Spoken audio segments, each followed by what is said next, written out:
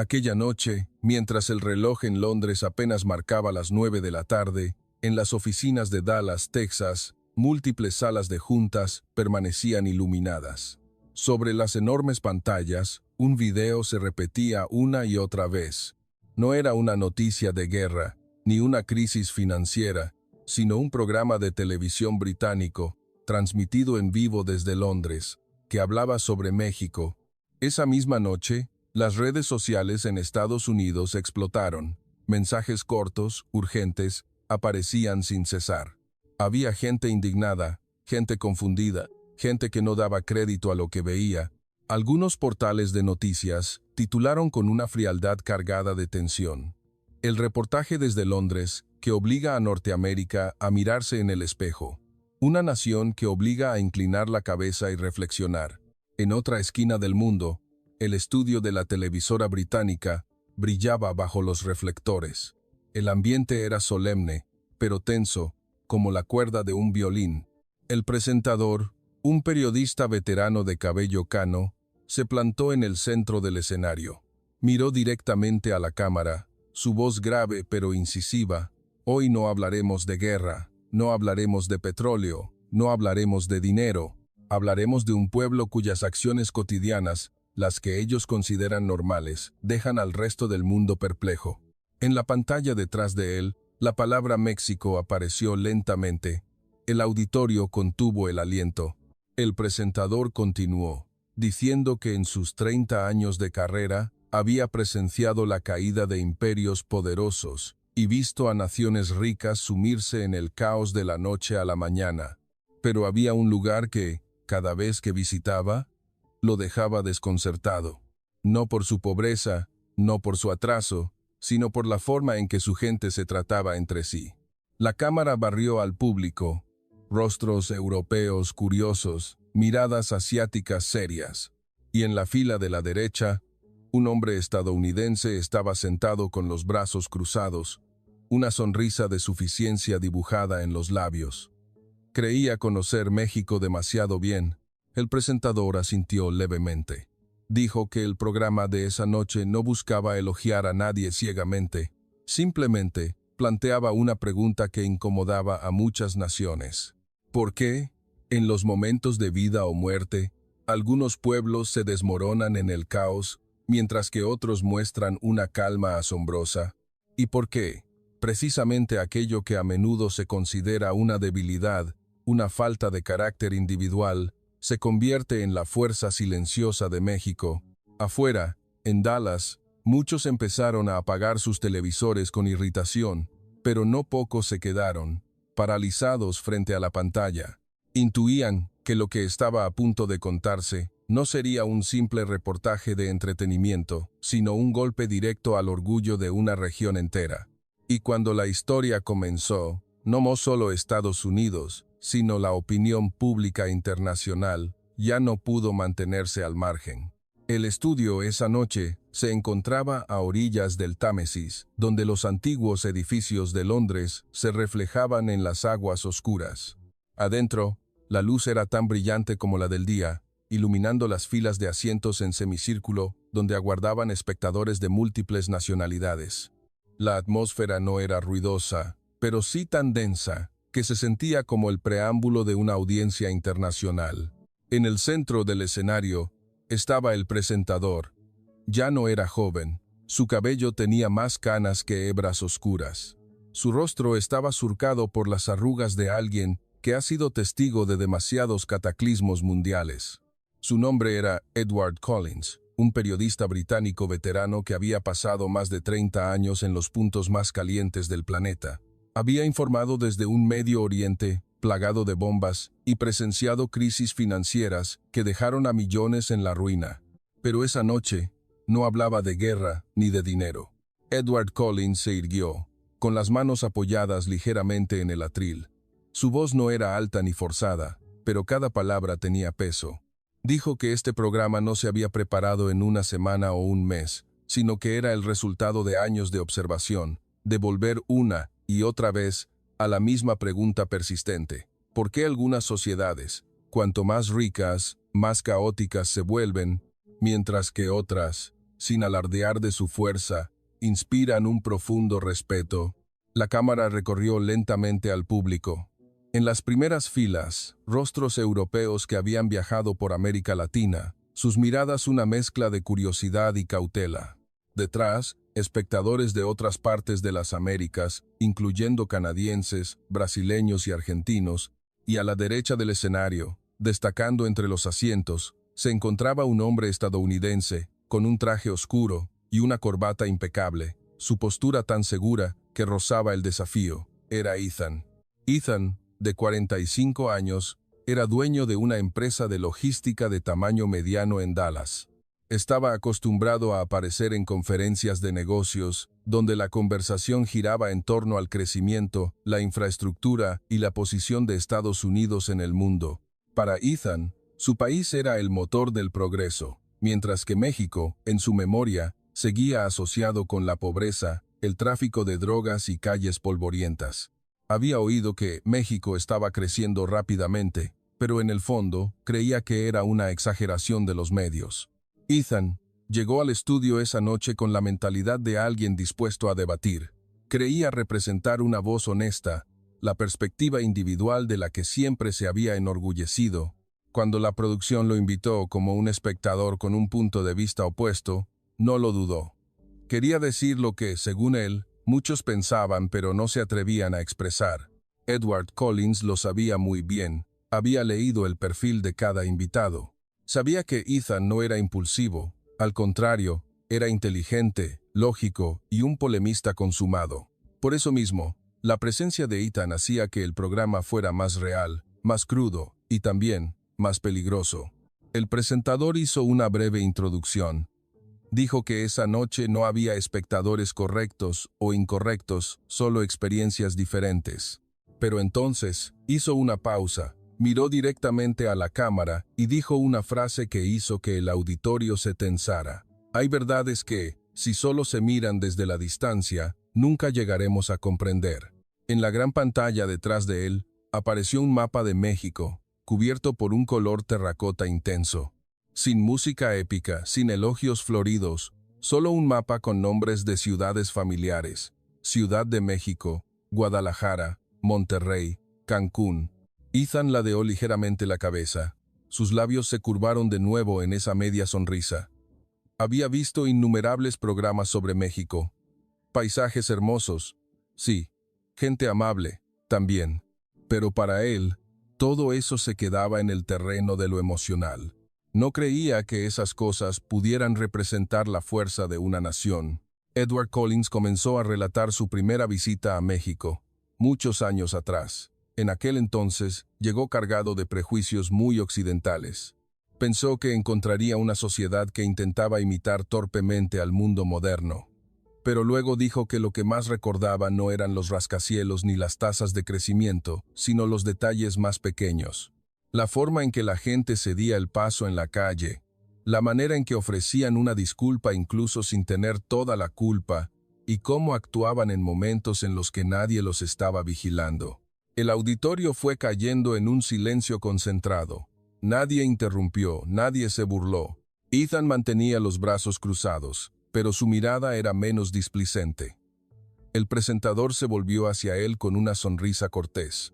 Presentó a Ethan como un empresario estadounidense que creía en la libertad individual y en mantener una postura crítica. Le preguntó amablemente qué pensaba al escuchar los recientes elogios hacia México. Ethan se ajustó la corbata y carraspeó. Dijo que, en su opinión, muchos de los comportamientos elogiados de los mexicanos eran simplemente el resultado de seguir a la multitud. Cuando uno se detiene, los demás se detienen. Cuando uno cede el paso, los demás lo imitan. Sostuvo que eso no era conciencia, sino un hábito social carente de pensamiento crítico, y concluyó: una sociedad así difícilmente puede llegar lejos. Algunos espectadores fruncieron el ceño. Otros miraron a Edward Collins, esperando su reacción. Pero el presentador no respondió de inmediato. Solo asintió, tomando nota, y luego dijo muy lentamente: si esa es la verdad, Entonces necesitamos ver qué sucede cuando ya no hay tiempo para pensar, cuando no hay nadie a quien seguir, y solo queda el instinto humano. Esa frase fue como un presagio. Ethan se quedó ligeramente desconcertado, aunque mantuvo su compostura. No sabía que, a partir de ese momento, cada imagen que aparecería en la pantalla desmantelaría, una por una, las creencias que había defendido durante años. Y en algún lugar muy lejos de Londres, millones de mexicanos, sin saberlo, estaban a punto de ver cómo las cosas que consideraban su normalidad cotidiana se convertían en el centro de atención del mundo. La gran pantalla del estudio se iluminó. Las primeras imágenes mostraban a México durante sus festividades. Calles adornadas para el Día de Muertos, con cempasúchil y papel picado. Familias reunidas para las posadas navideñas. Niños riendo bajo las luces de las ferias. Una calidez se extendió por el auditorio, haciendo sonreír a muchos, pero no a Ethan. Él permanecía erguido, con los brazos cruzados sobre el pecho, la mirada fría fija en la pantalla, como si esperara encontrar una falla. Cuando las imágenes cambiaron a una toma de la Ciudad de México en hora pico, con un mar de autos convergiendo en una glorieta masiva como la del Ángel de la Independencia, Ethan negó con la cabeza y una sonrisa de suficiencia apareció en sus labios. En cuanto el presentador lo invitó a dar su primera impresión, Ethan no dudó. Su voz era firme, sin ocultar su desdén. En mi opinión, dijo, lo que estamos viendo no tiene nada de admirable. Muchos autos, mucha gente, parece un caos. Esa escena solo refleja una sociedad desorganizada, donde la gente está acostumbrada a seguir a los demás sin pensar. El auditorio comenzó a murmurar. Algunas miradas se volvieron hacia Ethan con sorpresa, otras con molestia, pero él continuó, como si hubiera esperado este momento durante mucho tiempo. En México, cuando una persona se detiene, las demás también lo hacen. Cuando alguien cede el paso, los que vienen detrás hacen exactamente lo mismo. Eso no es conciencia individual, es un reflejo de rebaño. Comparó a los mexicanos con un gran cardumen de peces, nadando con la corriente, donde nadie quiere separarse por miedo a llamar la atención. Sus palabras hicieron que muchos fruncieran el ceño. Una mujer europea se tapó la boca con la mano. Un hombre de mediana edad suspiró. Pero Ethan no se detuvo. Añadió que vivir en una sociedad así debía ser asfixiante. No hay verdadera libertad personal, no hay espacio para la diferencia. Todos tienen que mirar a su alrededor, temerosos de ser juzgados, de ser criticados. Y esa, en mi opinión, es la razón por la que México, por mucho que lo intente, difícilmente superará a otras naciones de la región. La última frase de Ethan cayó en el auditorio como una piedra.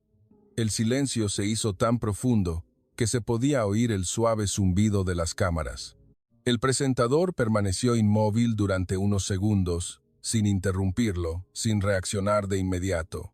Dejó que esas palabras flotaran en el aire como una prueba. En las filas de atrás, alguien negó con la cabeza. Otros bajaron la mirada para evitar el contacto visual.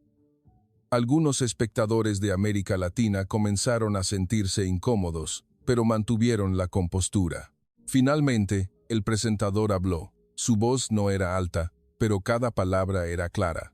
Le preguntó a Ethan, con mucha calma, si estaba seguro de que lo que acababa de describir era la esencia del pueblo mexicano, o simplemente su percepción personal desde el exterior. Ethan respondió al instante, sin pensarlo. Es una conclusión basada en la lógica social. Cuando las personas se acostumbran a actuar en masa, pierden su capacidad de decisión individual. Y cuando se acostumbran a depender de la multitud, temen quedarse solas. Esa es la debilidad fatal de una nación. Se oyeron algunas exhalaciones contenidas en la sala. Nadie discutió directamente con Ethan, pero la tensión era palpable. El presentador asintió levemente, como si hubiera escuchado suficiente. No lo contradijo, no lo corrigió, no lo criticó. Solo dijo una frase corta. Si esa es su debilidad, entonces veamos juntos cómo se manifiesta esa debilidad Cuando las personas se ven en una situación sin tiempo para pensar, sin nadie a quien seguir y sin oportunidad para dudar. Dicho esto, hizo una seña al equipo técnico. Las imágenes festivas de la pantalla desaparecieron, reemplazadas por una vista de una calle congestionada. El sonido de las bocinas llenó el estudio. Ethan se inclinó un poco hacia adelante. Por primera vez, desde que comenzó el programa, su mirada ya no era indiferente. No sabía que en solo unos minutos, aquello que él llamó mentalidad de rebaño y falta de criterio, se convertiría en la respuesta más directa a todos sus argumentos. Y lejos del estudio de Londres, muchos espectadores que seguían el programa comenzaron a sentir algo. Hay prejuicios que parecen sólidos como una roca, pero cuando se enfrentan a la verdad, se derrumban más rápido de lo que uno imagina. La historia, en realidad, apenas comenzaba. La gran pantalla del estudio cambió. Las palabras del debate aún flotaban en el aire cuando apareció la primera imagen de la siguiente sección. Era una toma aérea, mirando directamente hacia abajo a una enorme glorieta en el corazón de la Ciudad de México.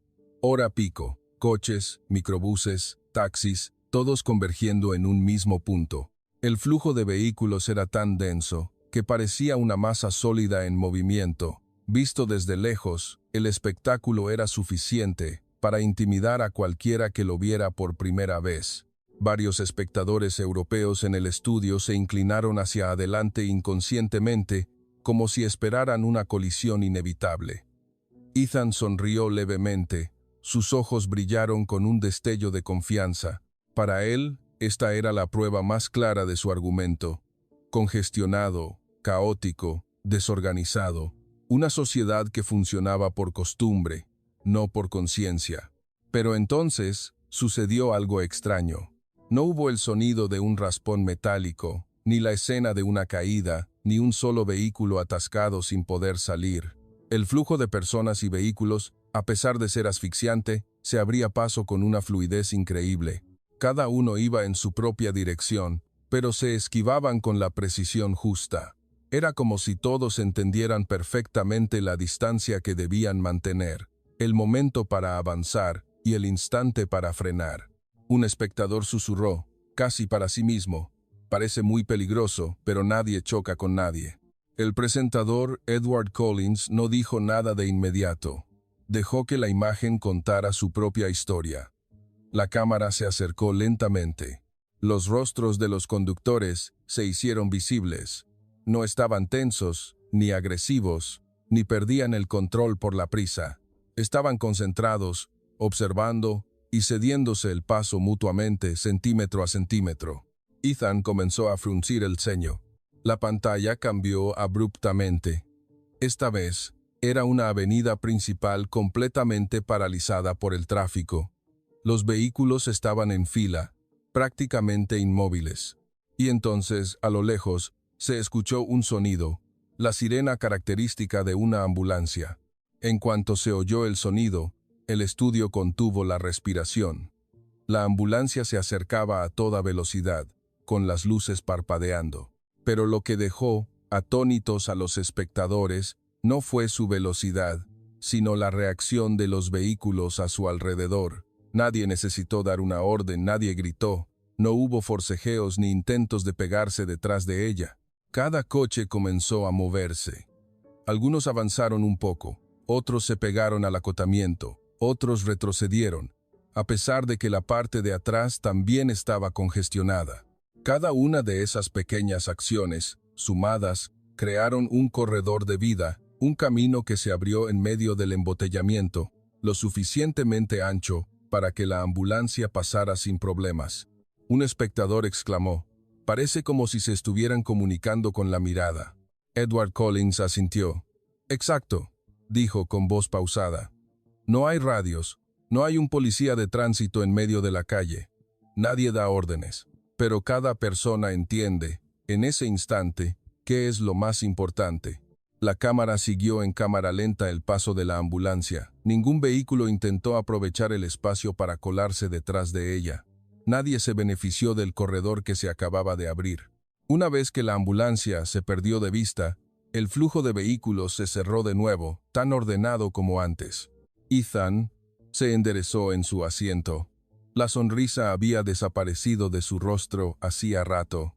Un espectador joven dijo, medio en broma, medio en serio: probablemente practican esto desde niños para poder hacerlo así.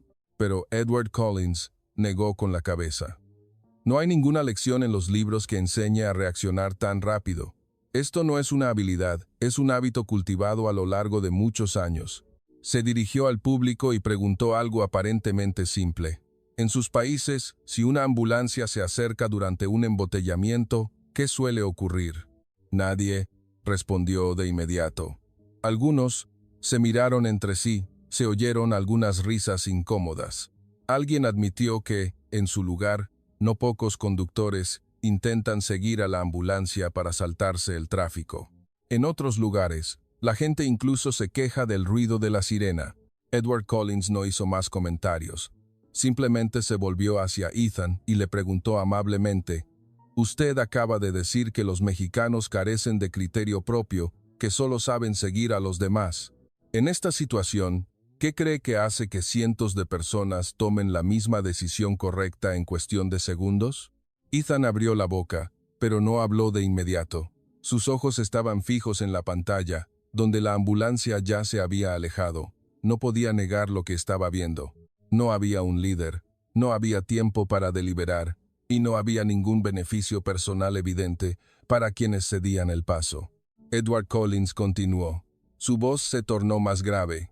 «En muchos lugares que he visitado, la ambulancia tiene que abrirse paso a la fuerza. Aquí, la gente le abre el camino, no por miedo a una multa, sino porque entienden que cada segundo de retraso podría costarle la vida a alguien».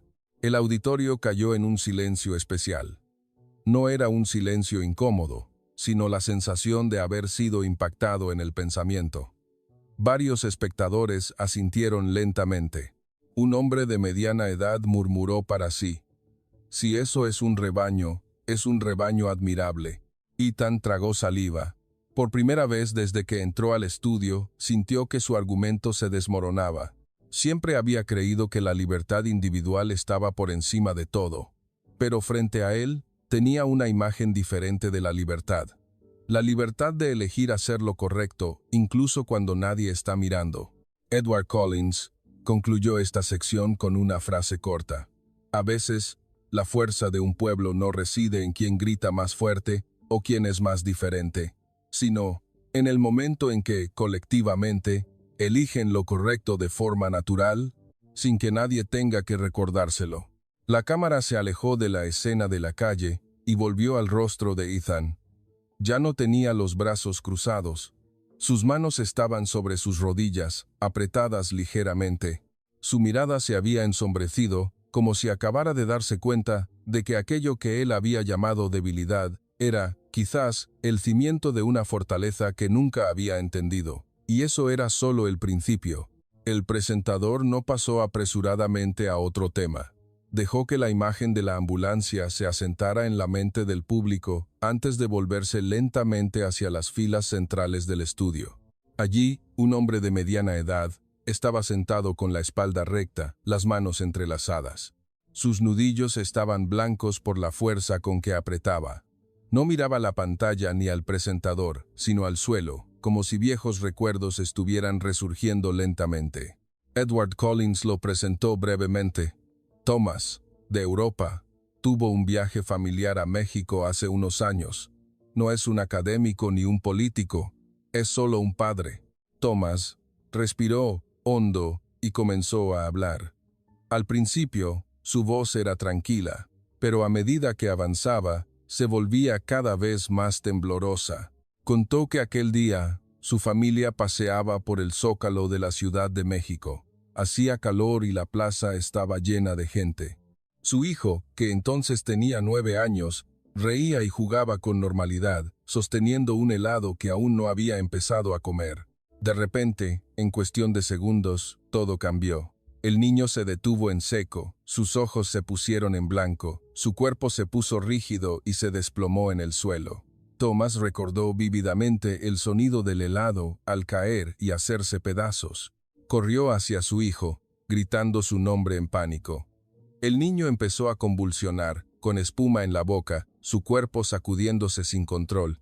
En ese momento, dijo Thomas, dejé de pensar si estaba en México o en cualquier otro país.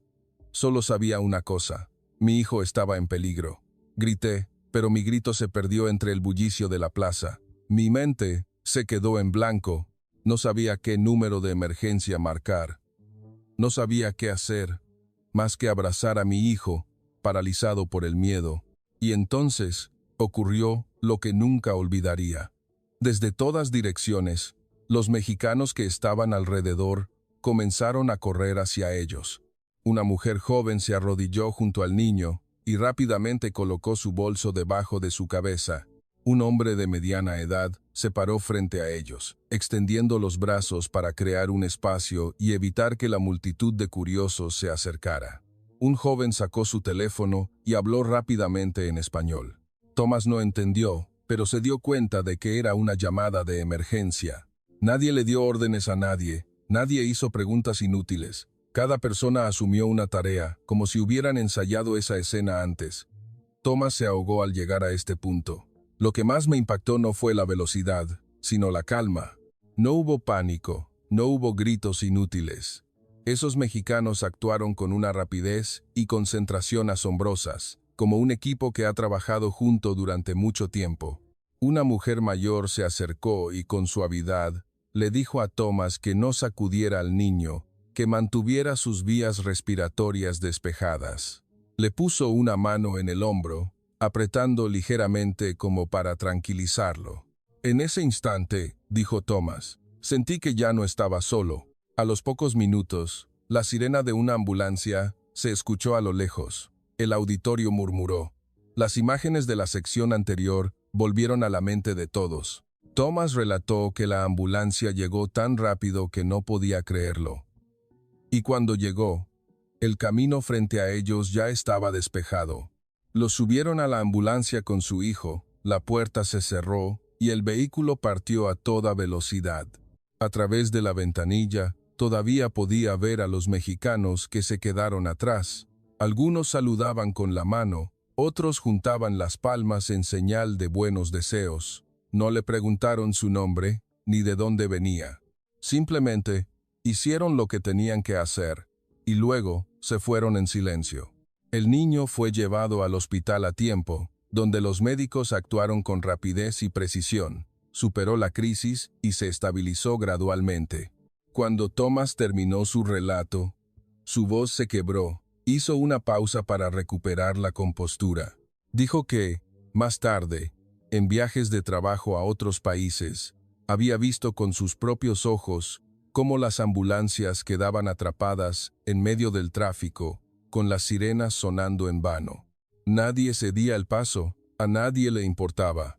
Cada quien solo se preocupaba por no llegar tarde a su destino. Luego levantó la vista, miró directamente a Edward Collins y dijo una frase que silenció al estudio. Si ese día mi hijo se hubiera desplomado en otro lugar, y no en México, no sé si ahora estaría aquí para hablar con él por teléfono todas las noches. Algunos espectadores se secaron las lágrimas. La atmósfera en el estudio se volvió densa y emotiva. Edward Collins no dijo nada de inmediato. Dejó que ese silencio se extendiera, que calara en cada persona. Finalmente, se volvió hacia Ethan. Le preguntó, con voz muy lenta, «Usted dijo que los mexicanos solo saben seguir a la multitud». Le preguntó, «¿Qué multitud salvó la vida del hijo de Thomas? ¿Y esa multitud, en su opinión, es débil o es una fuerza?»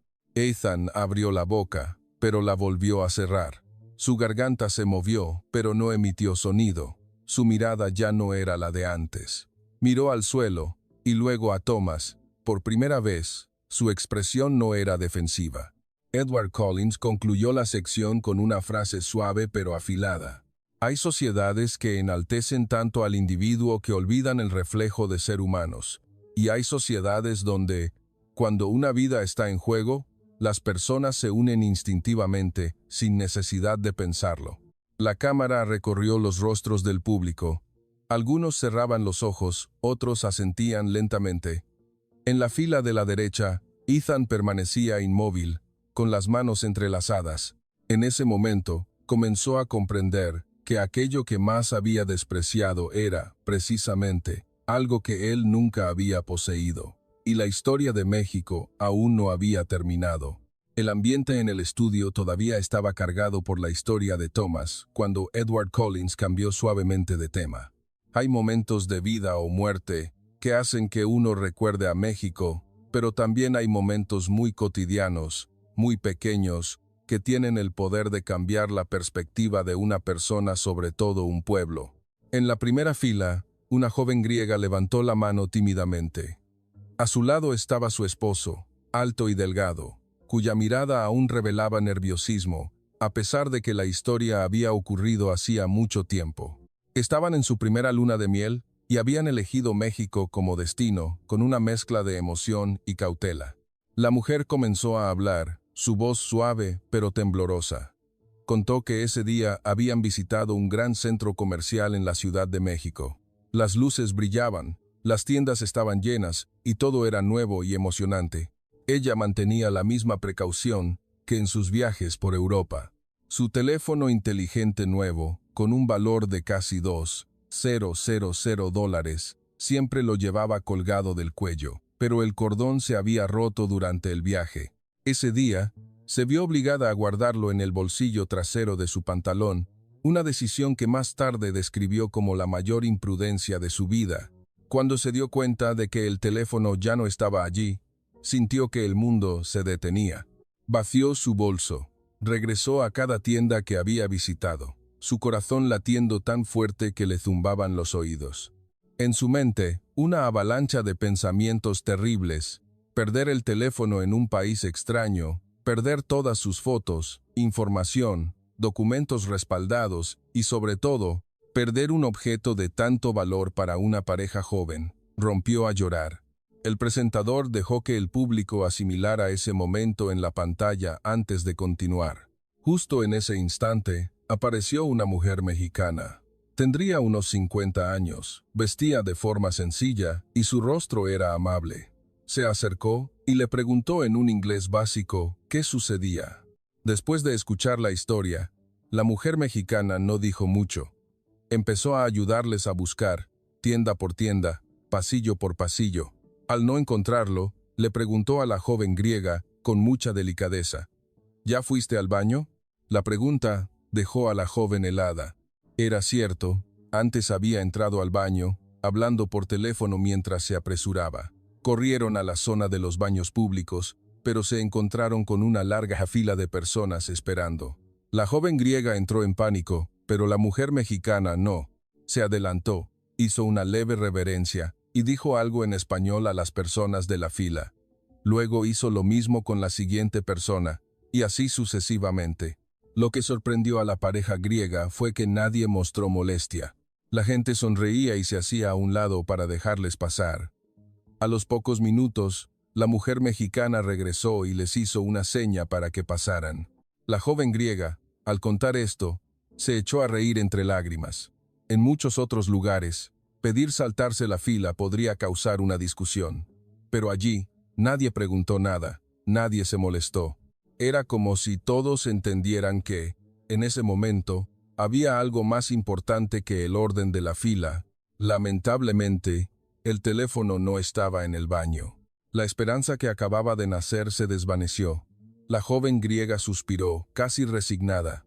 Pensó que al menos había experimentado la amabilidad de los mexicanos y lo tomó como el precio a pagar por su descuido. Pero la mujer mexicana no se rindió. Le tomó la mano suavemente y dijo una frase muy natural. Bueno, vamos a probar en el módulo de servicio al cliente. Quizás alguien lo encontró. La pareja la siguió, ya sin muchas esperanzas. Y entonces ocurrió lo impensable.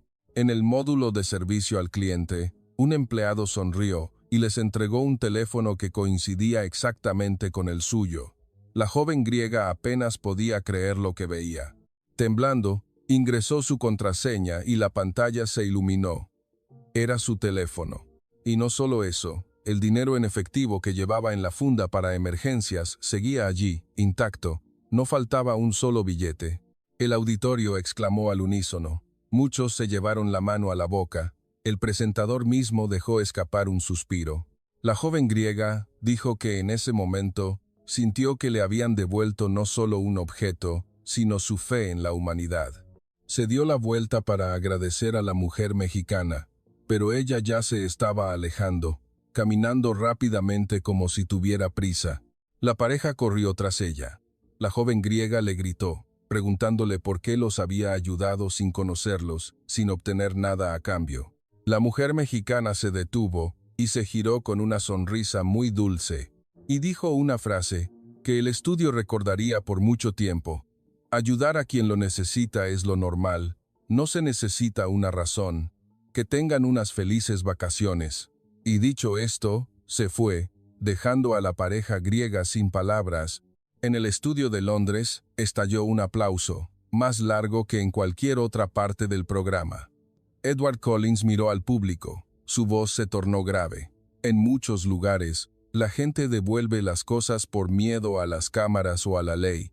Aquí quizás, la gente las devuelve por algo más simple. No quieren quedarse con lo que no es suyo. La cámara se deslizó suavemente hacia el rostro de Ethan. No dijo nada. Su mirada ya no era esquiva, sino que estaba fija en el escenario. Por primera vez, no intentó rebatir. Porque ante una historia como esa, cualquier argumento se vuelve superfluo. Y México, una vez más, había dejado perplejos a quienes estaban muy lejos, de una manera silenciosa pero profunda. Tras los aplausos que aún resonaban por la historia del teléfono, Edward Collins no continuó de inmediato. Dejó que el auditorio se calmara y luego hizo una seña al equipo técnico. La gran pantalla volvió a iluminarse. Esta vez no era una fiesta, ni un accidente, ni un momento de vida o muerte. Solo una mañana muy normal, en una estación del Metrobús en México. La imagen que apareció sorprendió a muchos espectadores. El andén estaba lleno de gente. Trabajadores, estudiantes, ancianos, jóvenes, todos formados en filas ordenadas, siguiendo las líneas pintadas en el suelo. No había barreras, ni personal gritando instrucciones, ni altavoces repitiendo recordatorios constantemente. Ethan inclinó la cabeza. Su expresión de escepticismo familiar reapareció. Habló antes de que el presentador pudiera decir algo. Viendo esto, es obvio. Están formados porque todo el mundo lo está. Nadie quiere ser diferente. Si alguien se saliera de la fila, seguro que se le quedarían mirando fijamente. Edward Collins no lo contradijo. Solo sonrió e hizo una seña para que continuara el video. El Metrobús se acercó lentamente a la estación. Las puertas se abrieron, pero lo que dejó atónitos a los espectadores fue lo que sucedió a continuación. Ni una sola persona en la fila subió de inmediato. Cientos de personas permanecieron inmóviles, aunque claramente tenían prisa. Todas las miradas se dirigieron a las puertas, por donde los pasajeros del interior comenzaron a bajar. El flujo de personas que salían era fluido, sin obstáculos, sin tener que esquivar a nadie. Solo cuando la última persona bajó al andén, las filas de afuera comenzaron a moverse, sin empujones, sin forcejeos. Cada persona subió en el lugar que le correspondía. Un espectador francés exclamó, «Parece una coreografía ensayada». Edward Collins negó con la cabeza. «Nadie ensaya esto, es la hora pico, y es así todos los días». Ethan frunció el ceño, empezando a sentirse incómodo. Tal vez se deba a regulaciones estrictas. Quizás si alguien las infringe, la multa es severa. El presentador explicó amablemente. En muchas estaciones de México, no hay personal multando a la gente por cómo se forma. No hay cámaras vigilando cada pequeño comportamiento. Y lo que es aún más interesante, es que cuando el transporte se adelanta o se retrasa por apenas unos segundos, los ciudadanos lo señalan, lo consideran un problema que requiere una explicación. El auditorio murmuró. Para muchos, un retraso de unos minutos era normal, pero aquí, la puntualidad se consideraba parte del respeto mutuo. Edward Collins compartió una anécdota personal. La primera vez que usó el transporte público en México, Se formó como todos los demás. Cuando llegó el vehículo, inconscientemente dio un paso adelante, pensando que ya había esperado suficiente. Inmediatamente, un hombre detrás de él le tocó suavemente el brazo. No dijo nada, solo sonrió y señaló con un gesto a la gente que aún estaba bajando. Edward Collins dijo, lo entendí al instante, retrocedió. Nadie pareció molesto, nadie le levantó la voz. Fue solo un recordatorio sutil, lo suficiente para que uno se corrigiera a sí mismo. La imagen en la pantalla cambió a otra escena. Una pequeña fonda en México llena de clientes. El mesero se inclinaba para tomar la orden. La comida llegaba rápidamente, caliente y bien presentada. Edward Collins contó que ese día estaba cenando con unos colegas. La calidad del servicio realmente lo impresionó. Al pagar, sacó dinero extra y lo dejó sobre la mesa, como era su costumbre en Europa por la propina. La mesera vio el dinero, se detuvo un segundo y luego lo empujó suavemente de vuelta hacia él. Sonrió y dijo en un inglés entrecortado pero claro, «Con su satisfacción es suficiente, señor». El auditorio se rió, pero era una risa más de sorpresa que de diversión. Edward Collins pensó que tal vez ella era tímida, así que volvió a dejar el dinero. Pero la mesera negó de nuevo con la cabeza. No lo aceptó. No parecía molesta ni lo hizo sentir rechazado. Fue simplemente una firmeza muy amable. Ethan ya no pudo reír. Edward Collins se volvió y le preguntó directamente, «Usted dice que muchos mexicanos hacen todo por interés personal. Entonces, dígame, ¿qué interés calculaban esas personas al rechazar una propina?» Ethan abrió la boca y la volvió a cerrar. Estaba desconcertado. En su mente, las teorías familiares sobre la motivación humana comenzaron a chocar con la realidad que tenía delante. Un espectador japonés habló. En Japón, rechazar la propina también es normal. Consideramos que un buen servicio es una responsabilidad, no un favor. Me sorprende ver que en México piensen igual. A pesar de las diferencias económicas, Edward Collins asintió. Eso es precisamente lo que me hizo reflexionar. No es la riqueza lo que crea el orden, sino el orden que se nutre del respeto mutuo, incluso en las cosas más pequeñas. La pantalla mostró más imágenes cotidianas. Mexicanos esperando el autobús en fila, gente que se paraba a un lado de la escalera eléctrica para dejar pasar a los que tenían prisa. Sin letreros de prohibición, sin gritos, solo un hábito repetido día tras día. El auditorio cayó en un silencio profundo, no por falta de reacción, sino porque todos estaban comparando mentalmente con los lugares donde vivían. Ethan bajó la cabeza, su mirada ya no era desafiante. Recordó las veces que se había colado en la estación, las miradas de desaprobación, las discusiones y las ambulancias atascadas en el tráfico porque nadie cedía el paso. Edward Collins concluyó esta sección con una frase lenta. La gente a menudo confunde tener una opinión propia con no saber ceder el paso. Pero a veces, la capacidad de saber ocupar tu lugar y esperar tu turno es el verdadero signo de una sociedad madura. La cámara se detuvo en el rostro de Ethan. Sus manos estaban juntas, ya no apretadas. Su respiración se había calmado. En ese momento, comenzó a entender algo que nunca antes había considerado. Que el orden no es algo impuesto desde fuera, y que la civilización no necesita ser ruidosa para demostrar su existencia. Y México, una vez más, había hecho que alguien que estaba muy seguro de sus creencias se detuviera, reflexionara y se preguntara, quizás lo más valioso no es aprender a ir más rápido, sino a avanzar juntos sin pisotear a los demás. Edward Collins no dijo nada durante unos segundos después de que terminara la sección del transporte público. Solo asintió en silencio al equipo técnico. Las luces del estudio se atenuaron y la gran pantalla se tiñó de un gris opaco y pesado. La primera imagen que apareció fue la de un huracán azotando la costa de Veracruz. El agua turbia y violenta se tragaba tejados, postes de luz y campos de cultivo. El sonido de la lluvia golpeando los techos de lámina era ensordecedor, el viento aullaba. Pequeñas lanchas de rescate luchaban en medio de la corriente furiosa. El auditorio, que momentos antes murmuraba, se sumió en un silencio denso.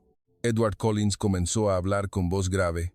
Ese año, la costa de México fue golpeada por uno de los huracanes más devastadores en décadas. Miles de hogares fueron arrasados, decenas de miles de personas lo perdieron todo. Los medios internacionales transmitían imágenes de la tragedia y llegaban oraciones de todo el mundo. Hizo una pausa y continuó. Pero lo que dejó perplejos a los equipos de ayuda internacional no fue el nivel de destrucción, sino la forma en que los mexicanos enfrentaron la catástrofe. La pantalla mostró una escena de distribución de alimentos. La gente, de pie sobre el lodo, formaba largas filas, sin empujones, sin peleas. Nadie intentaba tomar más de lo que le correspondía. Cada persona, al recibir su porción, inclinaba la cabeza en agradecimiento. Algunos incluso sonreían a quienes los ayudaban. Apareció un breve video de un miembro de un equipo de rescate extranjero. Con una voz que no ocultaba su asombro, dijo: «De todos los lugares donde hemos brindado ayuda después de un desastre natural, solo en Japón y aquí en México, no hemos visto escenas de caos. No hay saqueos, no hay vandalismo. Lo han perdido todo, pero conservan su dignidad». Un murmullo recorrió el estudio. Ethan levantó la vista, su atención más centrada que nunca. Edward Collins continuó: «Entre las innumerables historias de esa tragedia, hubo un nombre que se mencionó mucho, no solo en México, sino que cruzó la frontera hasta Centroamérica». La pantalla mostró a un hombre de mediana edad, de rostro curtido, con un chaleco salvavidas, en medio del agua. Un texto apareció: «Señor Morales, encargado de una pequeña cooperativa agrícola en la costa». Edward Collins relató que el señor Morales tenía a su cargo a más de 20 trabajadores migrantes de Guatemala. Cuando el agua subió rápidamente durante la noche, no solo pensó en su familia. Reunió a todos sus trabajadores y los llevó a un terreno más alto y seguro. Una reconstrucción mostró al señor Morales ayudando a cada uno, revisando una lista para asegurarse de que nadie quedara atrás. Cuando todos estuvieron a salvo, muchos le suplicaron que se quedara, pero él negó con la cabeza. Edward Collins bajó la voz. El señor Morales regresó a la zona inundada por una razón muy simple. «Todavía queda gente», dijo. Nadie en el estudio se movió. Las gotas de lluvia en la pantalla parecían volverse más pesadas. El señor Morales no regresó. La corriente se lo llevó. La noticia de su muerte se difundió rápidamente, no solo en México, sino también en Guatemala y otros países centroamericanos, e incluso en comunidades latinas en Estados Unidos. La historia se viralizó. Antes de esto, en algunos foros y redes sociales de esos países, no faltaban comentarios mordaces sobre la situación en México, pero cuando se compartió la historia del señor Morales, esas palabras desaparecieron casi de la noche a la mañana. Edward Collins dijo que las publicaciones burlonas fueron eliminadas y reemplazadas por mensajes de respeto, disculpas y preguntas llenas de reflexión. La pantalla mostró una entrevista con un hombre guatemalteco. Su voz temblaba. Se presentó como uno de los trabajadores que el señor Morales había salvado. Dijo que las relaciones entre los países no siempre eran buenas. Había escuchado muchas cosas negativas sobre México, pero cuando el señor Morales lo empujó a él primero al bote, cuando regresó a la inundación en lugar de salvarse a sí mismo, todos sus prejuicios se derrumbaron. Se ahogó al decir: «Él no nos vio como extranjeros, nos vio como seres humanos». El auditorio contuvo el aliento. Ethan se llevó la mano a la cara, frotándose la frente. Edward Collins continuó: «Una semana después del huracán, ese mismo trabajador guatemalteco todavía estaba en México. Dijo que algo que lo asombró tanto como la muerte del señor Morales fue lo que vio después». La pantalla mostró una terminal de autobuses improvisada. El cielo aún estaba gris. La gente hacía largas filas para ir a trabajar. Algunos acababan de perder sus hogares, otros a sus seres queridos, pero seguían formados, cediéndose el paso y agradeciendo al conductor al subir. El trabajador guatemalteco contó que había pensado que, después de un desastre tan grande, la sociedad se sumiría en el caos. Pero aquí, los mexicanos parecían aún más tranquilos, como si entendieran que si ellos mismos se rendían, entonces todo se derrumbaría de verdad. Agregó que en las escaleras eléctricas de un centro comercial que había reabierto, la gente todavía se paraba a un lado para dejar pasar a los demás. Nadie se lo recordaba, nadie los vigilaba. Era un comportamiento tan natural como respirar. Edward Collins miró directamente a la cámara. Fue ese mismo trabajador guatemalteco quien, al regresar a su país, contó esta historia a sus alumnos. No les enseñó sobre técnicas para resistir huracanes, sino sobre cómo ser humano en medio de la adversidad. El estudio se sumió en un profundo silencio. Ethan ya no estaba reclinado en su asiento. Estaba sentado erguido, con las manos en las rodillas, sin apartar la vista de la pantalla. Las imágenes de las redes sociales cambiando de tono, de un mexicano sacrificándose por trabajadores extranjeros, estaban golpeando directamente los prejuicios que había traído consigo. Edward Collins cerró esta sección con una frase lenta, cada palabra clara. Hay naciones que solo se unen cuando todo va bien. Pero hay pueblos cuya verdadera naturaleza se revela en la catástrofe. La verdadera fuerza no radica en quién sobrevive a la tormenta, sino en lo que la gente logra conservar en su alma una vez que el agua se retira. La cámara enfocó el rostro de Ethan. Sus ojos estaban enrojecidos, tragó saliva. Ya no había réplica posible. En ese momento, lo que se consideraba normal en México, una vez más, dejó al estudio y a las naciones que lo observaban desde lejos, atónitos y llenos de admiración. Y la historia de México avanzaba hacia un punto en el que ya nadie podía darle la espalda. Después de la historia del huracán, la atmósfera en el estudio seguía siendo densa. Edward Collins entendió que el público necesitaba un respiro, algo igualmente profundo pero menos trágico. Se volvió hacia la izquierda, donde una mujer de cabello corto y canoso, menuda pero de mirada brillante, había estado sentada en silencio desde el principio. La presentó como Lucia, directora de una residencia de ancianos en Italia. Durante más de 20 años, había trabajado con personas mayores y con discapacidad. Los había llevado a muchos países, de Europa a Asia, y unos años atrás, eligió México como destino para un viaje que, sin saberlo, se convertiría en la experiencia más profunda de su carrera. Lucía comenzó a hablar con voz pausada. Cuando decidí traer a los residentes a México, tenía muchas preocupaciones. México es bullicioso, el tráfico es complicado. ¿Sería adecuado para sillas de ruedas y personas con movilidad reducida? Esa preocupación comenzó a disiparse desde el primer viaje en autobús. Contó que, al detenerse el autobús, el conductor no cerró las puertas de inmediato. Un ayudante bajó y colocó una rampa sólida para que las sillas de ruedas pudieran subir y bajar fácilmente. Nadie se quejó por la espera. Algunos pasajeros incluso se levantaron para ceder sus asientos, sonriendo a los ancianos. Me habían negado el servicio en otras grandes ciudades solo porque nuestro grupo era lento, dijo Lucía. Pero en México, nadie preguntó nada. Solo preguntaron algo muy simple. ¿Están bien los abuelitos? La historia continuó. Cuando el grupo llegó a un parque nacional, Lucia admitió que solo esperaba que los residentes pudieran disfrutar del paisaje desde lejos. Pero frente a ella encontró caminos con pendientes suaves y senderos anchos diseñados para sillas de ruedas, que serpenteaban a través de la naturaleza.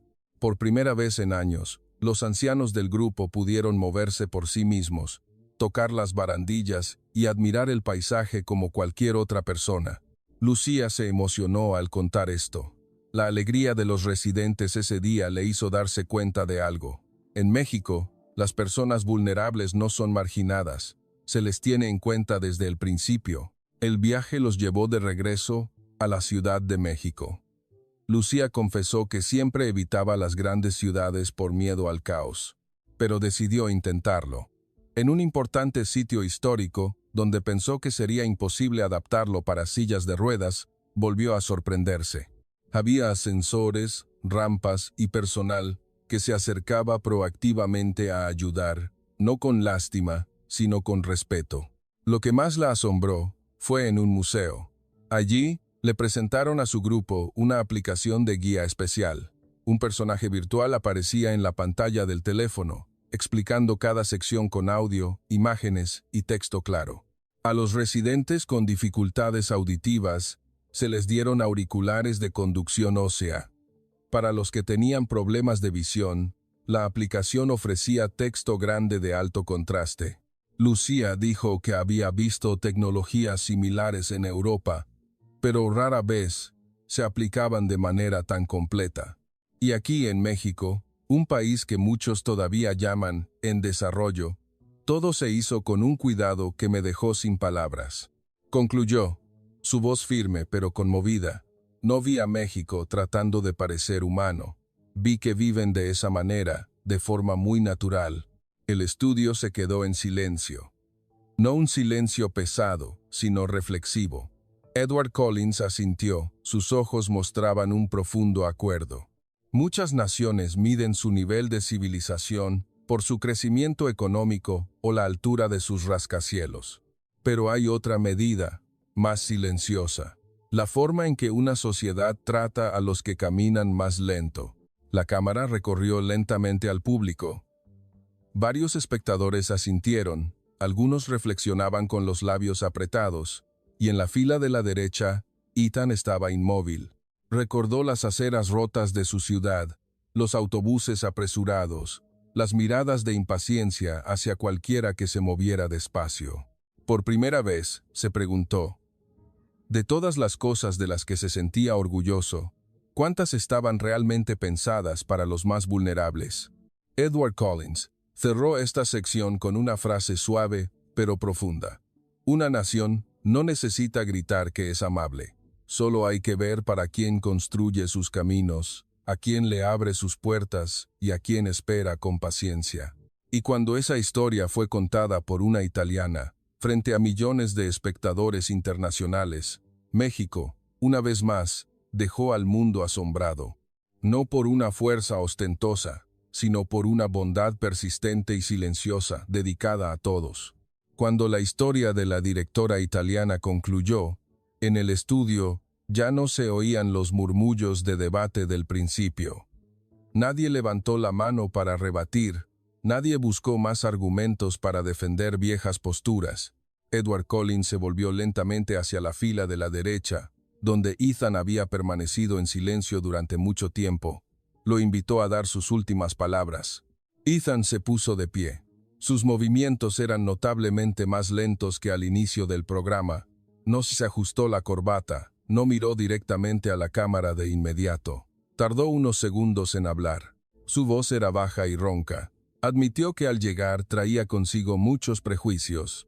Pensaba que México era una sociedad que solo sabía seguir a la multitud, sin individualidad, sin pensamiento crítico. Creía que la libertad personal era más importante que todo lo demás. Pero lo que acababa de presenciar lo había obligado a reexaminarse a sí mismo.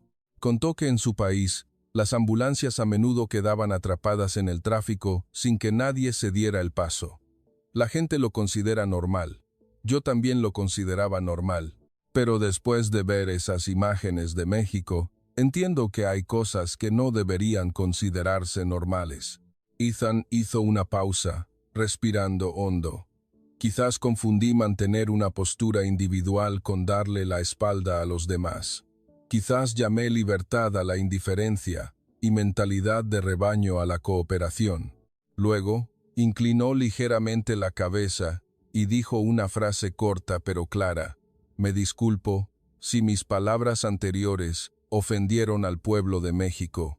Hablé sin entender. El auditorio no aplaudió de inmediato. Hubo un breve y especial silencio, y luego los aplausos comenzaron a sonar, no de forma estridente, sino sostenida. No era el aplauso de la victoria, sino del reconocimiento. Edward Collins dio un paso al frente para cerrar el programa. Hay pueblos que no necesitan proclamarse grandes. Con vivir decentemente cada día, el mundo encontrará la respuesta por sí mismo. México, en mi opinión, es uno de esos pueblos. Se dirigió directamente a la cámara, enviando un mensaje a quienes lo veían desde lejos. Si usted es mexicano, siéntase orgulloso. Pero recuerde que, lo que el mundo admira de usted, no son los elogios en la televisión, sino las pequeñas acciones que realiza cada día. Esas de las que, a veces, ni usted mismo se da cuenta. El programa terminó. Las luces del estudio se atenuaron. Pero en algún lugar, de Londres a Dallas, de Centroamérica a la lejana Europa, una idea común comenzaba a extenderse. Hay un país donde lo ordinario deja al mundo entero atónito y lleno de admiración. Y ese país es México,